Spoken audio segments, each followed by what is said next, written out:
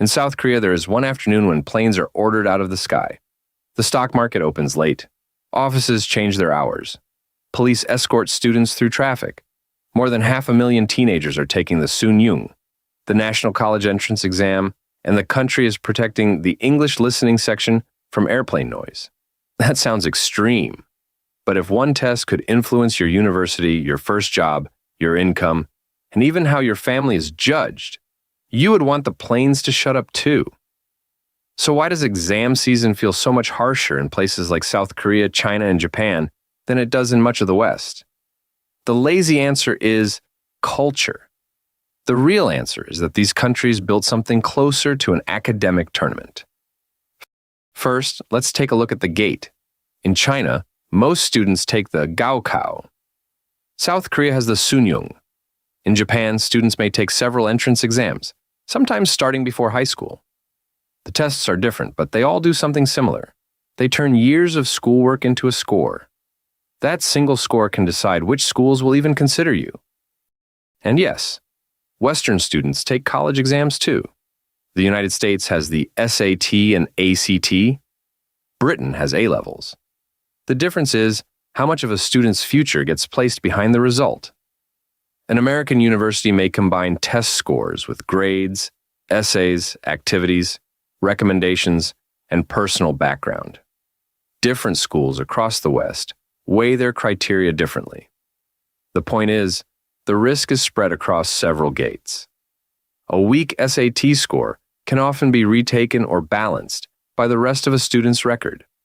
Meanwhile, a weak Gaokao score can erase an entire group of universities from your future, fall below their cutoff, and they may never consider your grades, your potential, or who you are. The door is already closed.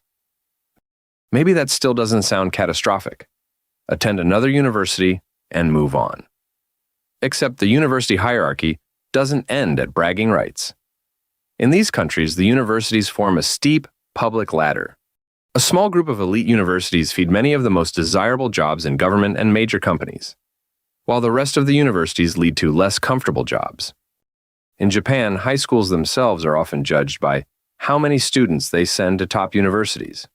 A few exam points can be the difference between which employers notice you, which peers surround you, and which network you enter. That's why cram schools become such a big deal. South Korea has hagwons. Japan has jukus. China developed a huge private tutoring industry before the government restricted tutoring in core school subjects. A centralized exam gives every family the same visible target. One family buys extra lessons to move ahead. Their neighbor buys them to avoid falling behind.